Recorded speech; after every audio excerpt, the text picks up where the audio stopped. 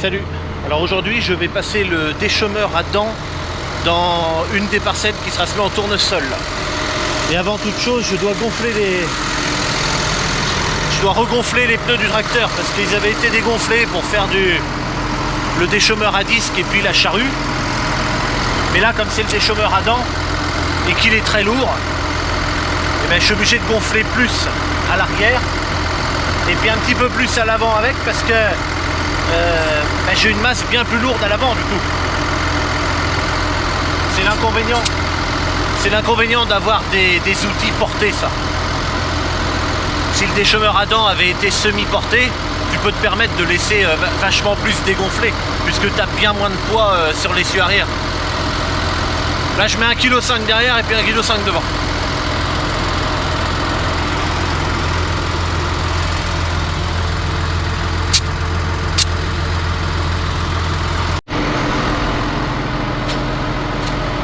Pendant ce temps-là, sous l'hangar là-bas, non, j'allais dire peut-être qu'on voit le gyrophare qui tourne, mais papa a dû l'éteindre. Papa il a pris le petit 780 là, il est en train d'atteler le broyeur. Parce que il va aller broyer une parcelle de colza que je vais détruire. Bon, c'est une toute petite parcelle de 0,8 hectares. Mais en fait, ça a baigné dans la flotte tout l'hiver et puis il reste plus que même pas la moitié du champ. Donc il va y avoir un coup de broyeur dedans, déchaumer. Alors pas aujourd'hui parce que je crois qu'il y a encore même de l'eau dans le champ un peu. Mais ça fait rien, papa peut y aller quand même parce que là où il y a encore de l'eau dans le champ, de toute façon il n'y a plus de colza. C'est pour broyer le reste en fait. Et après il va... Non c'est pas ça.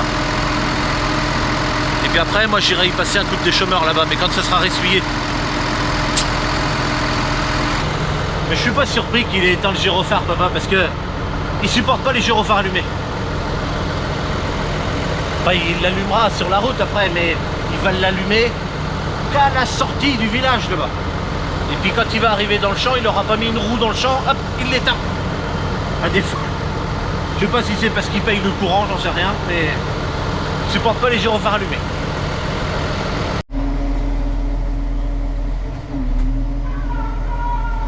Allez, je viens d'arriver dans ma parcelle. C'est celle où j'avais passé le broyeur l'autre fois. Donc cette petite parcelle là, elle fait 1,79 hectare.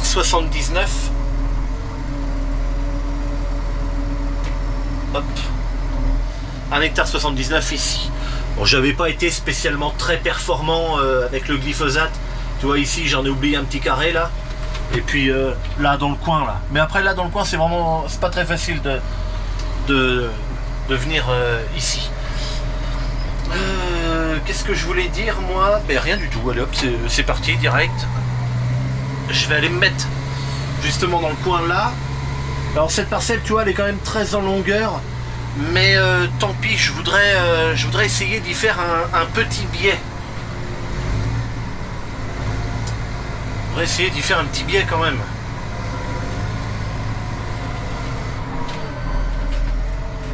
Ah non, merde, j'allais dire c'est une bagnole qui a tourné, qui est venue dans le champ, mais en fait non, c'est les pneus du broyeur. J'arrête de voir le mal partout. Alors. Allez, bon, commençons à régler déjà. Alors déjà l'outil pour commencer, Senius. Voilà, retour, véhicule j'y touche pas et je touche à rien. Le champ maintenant.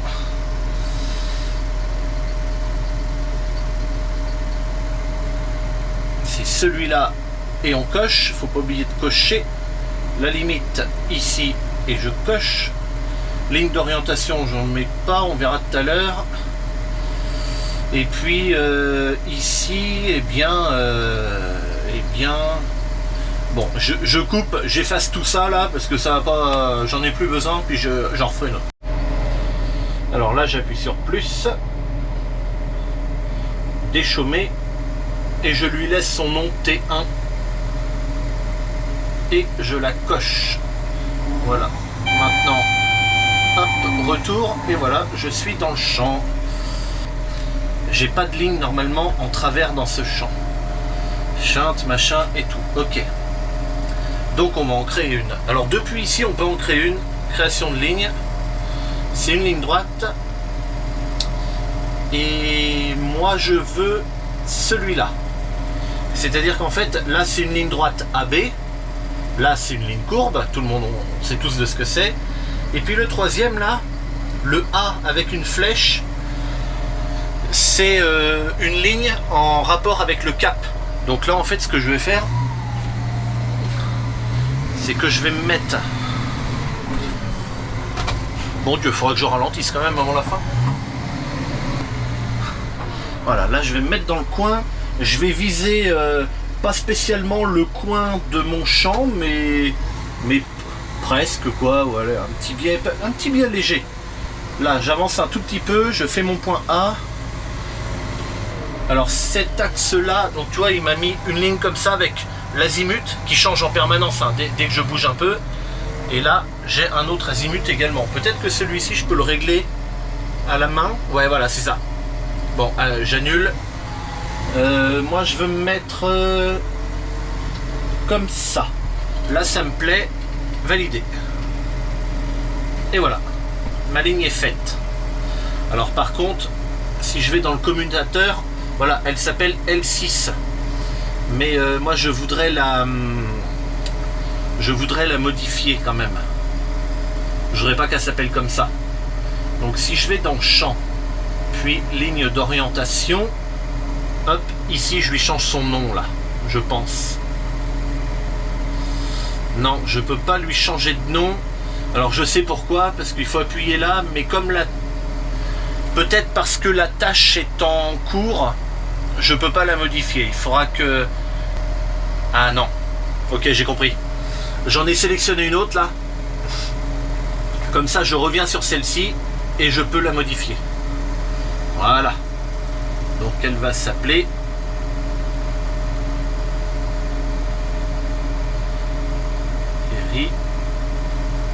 Trave. Trave comme travers. Hop.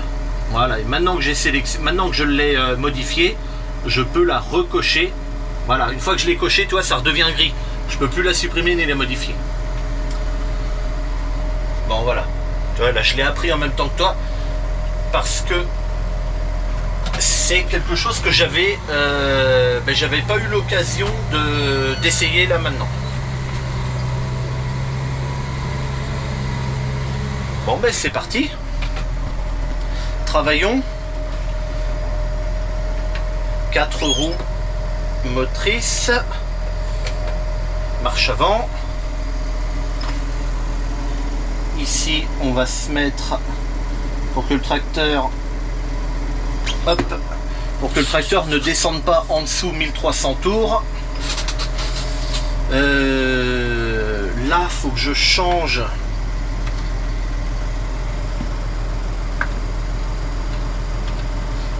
sinus et je l'active et il faut que je mette un peu plus de vitesse de descente. On va se mettre comme ça. Ouais. Alors on va partir doucement.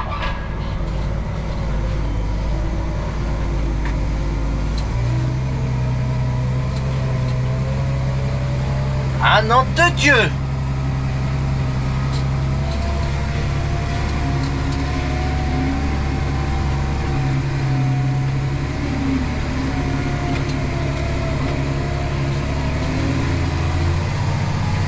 Allez!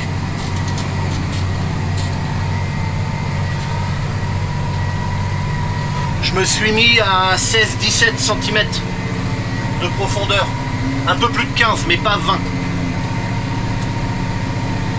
Et voilà, donc là tu vois, je suis en train de prendre un travers. C'est pas à vie, mais le tracteur il force un peu là. Ok, j'arrive au bout du champ, ça fait exactement ce que je voulais. C'est-à-dire que je voulais pas aller dans le coin, je voulais aller plus vers là. Donc c'est très bien. La zone ici là, c'est là où papa était venu remettre de la terre avec le petit tracteur, la Ben Simono, puis tractopelle après. J'en avais parlé une fois dans une vidéo.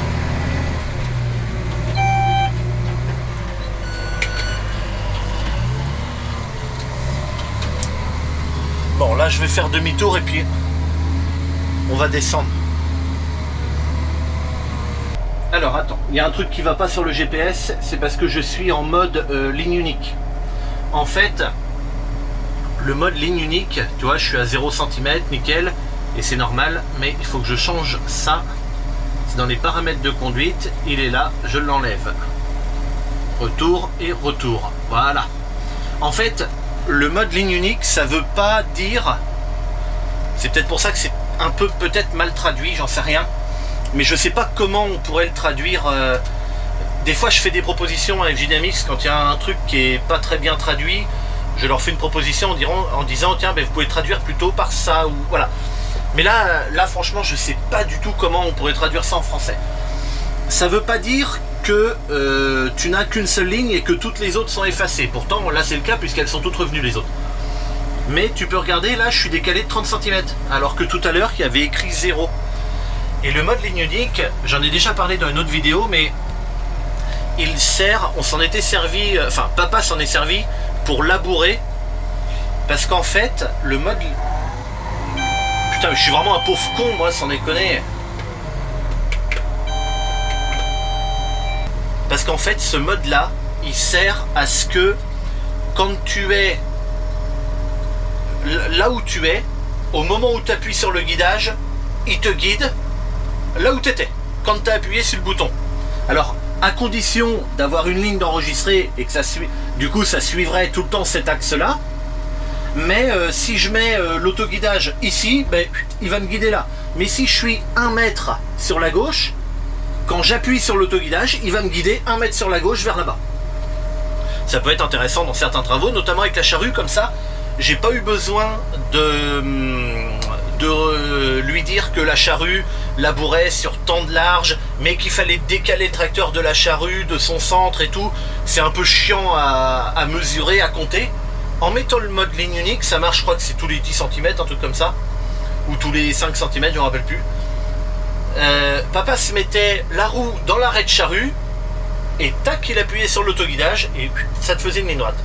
Alors il l'a fait pendant tout un moment, puis après j'ai vu qu'il avait arrêté de le faire, je sais pas pourquoi, on n'en a même pas parlé. Mais c'est ça en fait le mode ligne unique. Et là tu vois, ben, j'aurais pas été bon.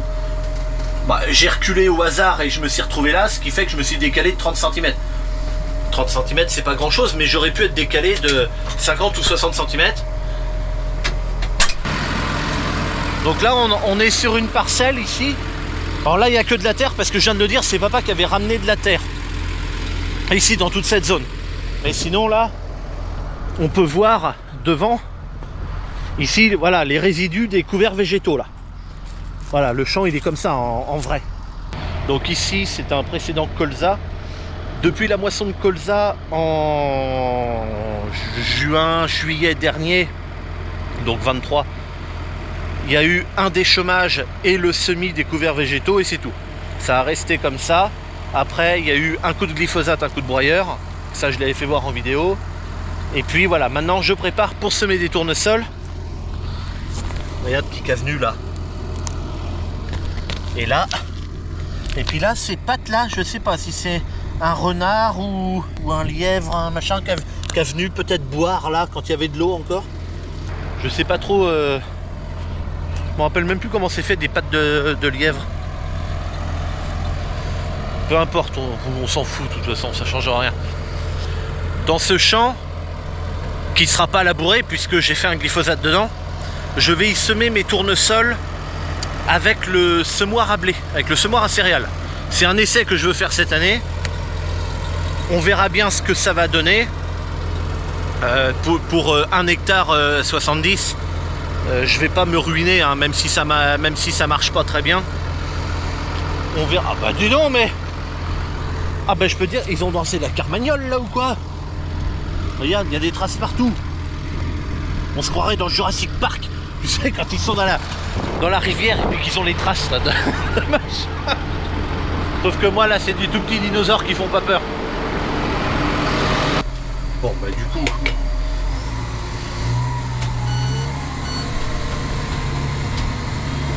Le GPS est en train de me remettre en place.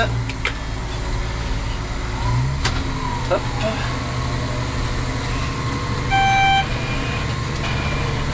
On va mettre un cran de plus à la vitesse de descente. Parce que c'était à peine assez encore.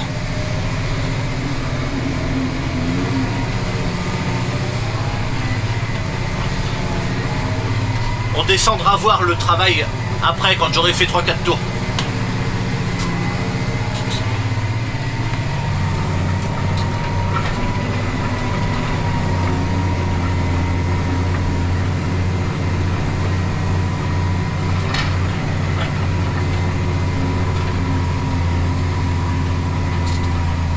En tout cas, vu depuis le tracteur, ça a l'air de faire du bon boulot.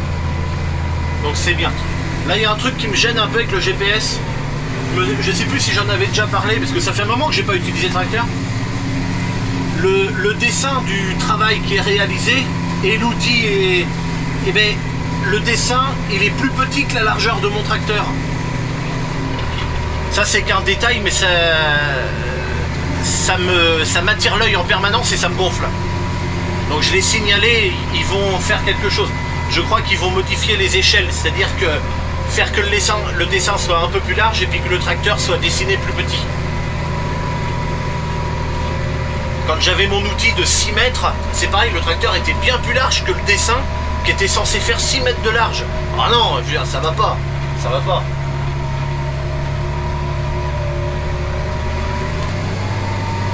Ah, le tracteur en chie là, hein. Enfin, il en chie. Oui, si, il en chie, si. Si.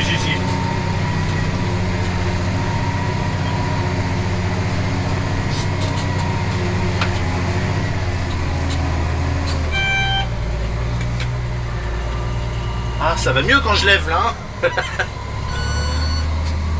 Allez, là, je fais en sorte d'arriver et que ça aille jusqu'au bord. Tu vois, comme ça, là. Je laisse un triangle comme ça, là. Fait que... en faisant comme ça, ben, je fais que un passage ici et c'est tout. Moi, ça me convient très bien de faire qu'un seul passage là. Après, là, tu vois, on voit mes roues hein, qui seront sur ce qui a été travaillé. Mais je m'en fous parce que ça, c'est pas mon lit de semence, là. Là, je travaille pour détasser le sol. C'est pour ça que le tracteur, il chie un peu, hein. Et puis, ben, ça a été tassé, retassé par les pluies de l'hiver. Mais après ça, il y aura un passage du déchômeur à disque, le 4os, qui lui me fera mon lit de semence. Ceci dit, c'est pas obligatoire que ce soit lui aussi.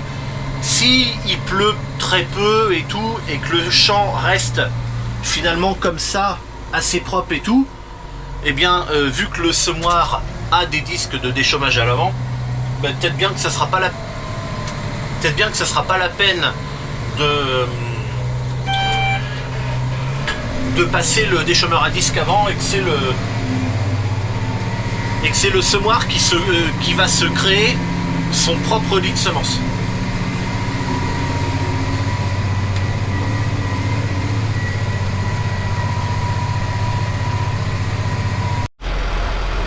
Bon, je viens de m'arrêter le long de l'herbe là de mon voisin. Ça va bien là. Ce rouleau là, il me fait un travail extraordinaire. C'est vraiment cool. Tu vois, regarde. Là, on a les dents là qui ont passé, qui ont fait des saignées. C'est les disques là qui s'occupent de reboucher les merdes, comme on dit maintenant, les rigoles là. Et ensuite, tu vois que ça me sort quelques mottes comme ça, des grosses. Ça aussi, tu vois, ça paraît humide parce qu'il y avait un peu de lissage là, comme ça là. Mais en fait, tu vois, regarde, ça s'effrite. Toi, mon pauvre vieux ver de terre, t'as eu chaud aux fesses, hein. Ah bah il y en a un autre là en dessous. Hop, il y en a un autre là. Il y en a un autre là. Il y en a un autre là. Bref, je vais arrêter de les compter, mais pourtant ce champ il est labouré une fois tous les 5-6 ans. Et puis je travaille mon sol avec des outils à disque et à dents. Je suis un terroriste de la terre, mais pourtant j'ai plein de vers de terre dans mon champ. Hop, tiens, bah tu vois, encore un autre là. Et puis, hop, encore un autre là. Et puis encore un autre là, là. Et puis, ah non, je croyais que c'était le même, mais il y en a un là, là. Je croyais que c'était le même que lui qui traversait. Mais il risque pas de traverser, ça c'est un caillou. Allez, mes pauvres vieux. Tiens, je te remets de la terre dessus. Bref.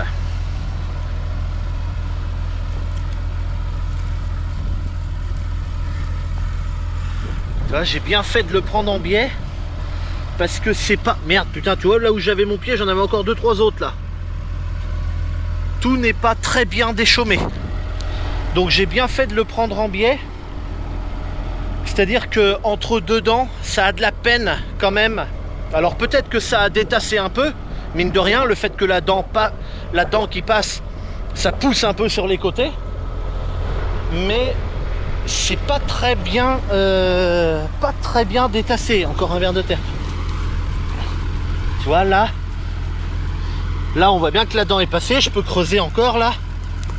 Puis là entre deux dents, à côté là, tu vois là, ben c'est détassé parce que j'arrive à creuser, mais c'est pas aussi facile. Donc c'est pour ça que je sais bien que c'est entre deux dents. Donc j'ai bien fait de prendre l'en-travers parce que comme ça, le prochain coup, si ça se trouve là, tu vois, je vais continuer le champ puis on verra bien. Mais si ça se trouve, je vais changer d'avis et puis je reviendrai passer dans ce champ avec cet outil là encore un coup. Mais en suivant les lignes, les lignes de semis, pour justement casser toutes les trucs qui n'ont pas été très très bien déchaumés là.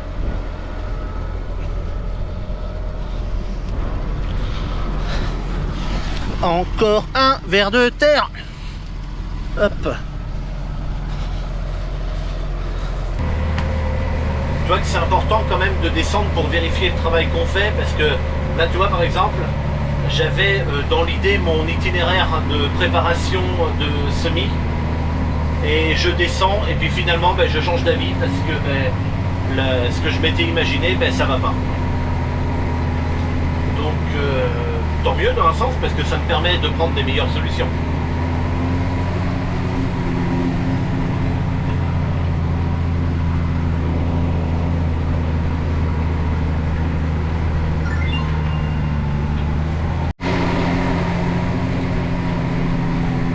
Les colzas de mon voisin là, on peut voir que ça y est, ça commence à fleurir. Et devant là, c'est mes colzas aussi. C'est le début de la floraison, mais on voit que ça y est, c'est parti. Alors, tu vois, il y a un tout petit peu d'eau là dans les deux traces. Et d'ailleurs, est-ce que c'est lourd ou est-ce que c'est humide? Non, c'est juste lourd. Parce que je vois au niveau des dents là, ça fait pas de lard, un truc comme ça, ça reste du foisonnement de terre. Si c'était si humide que ça, ce serait bien plus compacté et ça ferait des lards, tu sais, des grosses bandes de terre comme ça qui remonteraient. Mais il faut quand même que je ferai attention à pas trop faire le con quand même là-bas dedans là. Ce serait dommage d'y rester. Là j'ai presque terminé le champ, il me reste plus que ça à faire. Et puis après, un tour autour, enfin, un tour là-bas, un tour sur cette face-là, et puis après les chintes 2 ou 3, tu vois, parce que j'essaye d'avancer au maximum et puis de reculer, pareil, mais j'ai bien 2 ou 3 passages à faire. Toujours 2. J'en ferai peut-être un troisième pour être sûr. Et puis évidemment, pareil, dans l'autre chinte, là-bas, à l'autre bout.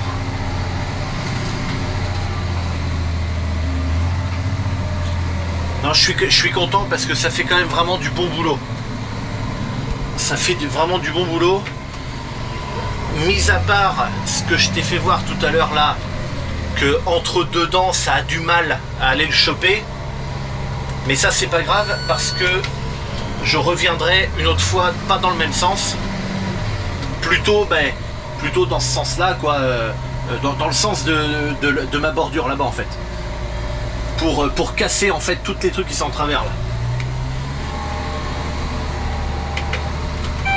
Alors je ferai sûrement pas de vidéo à ce moment là parce que voilà, bon, on va pas filmer deux fois la même chose dans le même champ, mais je pense que je dirais quand je ferai les bandes comme ça, je descendrai voir et je pense que je dirais ah ouais, là ça fait du bon boulot quand même, mais il n'y aura pas la caméra, mais je le dirai quand même, tu aurais qu'à te l'imaginer.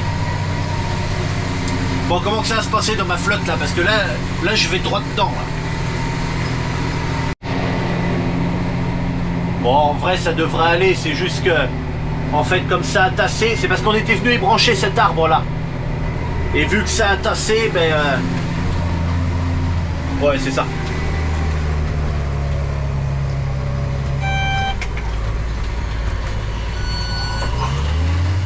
En fait, c'est pas que c'est mouillé, c'est juste que l'eau a resté parce que, quand je suis venu avec le tractopelle, là, pour... tu vois, là, il y a des branches qui ont été coupées là. On a coupé quelques branches qui avaient franchement descendu. Et avec le tracto, après, je les ai prises, puis je les ai emmenées, quoi. Et le tracto est un véhicule qui est très lourd. Et je me suis enfoncé un peu. Je me suis pas du tout embourbé, je me suis juste enfoncé un peu, c'est tout. Sauf que, ben, en m'enfonçant, ça a dû tasser. Et l'eau ne rentrait plus. Et puis voilà. Donc en fait il y avait ces deux petites flaques d'eau, mais c'était pas pour ça que c'était mouillé quand même la terre. Sauf juste en dessous quoi. Donc c'est bien, tant mieux. Là le fait d'avoir passé le déchômeur dedans là, une fois ou deux, quand je vais là, et puis je passerai une deuxième fois quand je vais faire ma bordure là, ça, je pense que ça contribuera à la sécher vachement, cette petite zone là. Mais mine de rien, il y avait de l'eau, hein, parce que quand il y avait de l'eau qui traversait le champ, au niveau de l'arbre là-bas, là, justement, et ça traversait le champ, ça allait dans l'herbe après, de l'autre côté là-bas. Donc oui, à un moment donné, c'était humide, ça c'est clair. Mais ça sèche assez vite, mine de rien, par chez nous. Enfin, c'est pas que ça sèche, ça essore. Voilà, ça essore, ça c'est plutôt le vrai terme.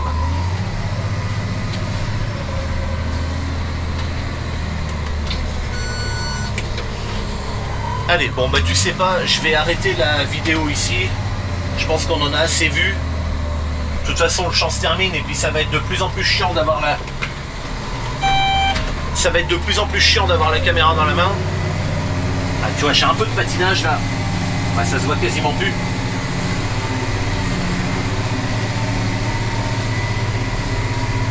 J'ai un peu de patinage parce que là, j'ai le passage de traitement, il faut que ça traverse. Parce que tu vois, j'ai réglé mon limiteur à 8 à l'heure et le GPS me dit entre 7 et 7,5 tout le temps, donc j'ai un petit peu de patinage quand même. Mais bon, c'est pas très grave. Bon allez, sur ce, moi j'arrête la vidéo ici et puis je te dis à bientôt pour une prochaine. Allez, salut!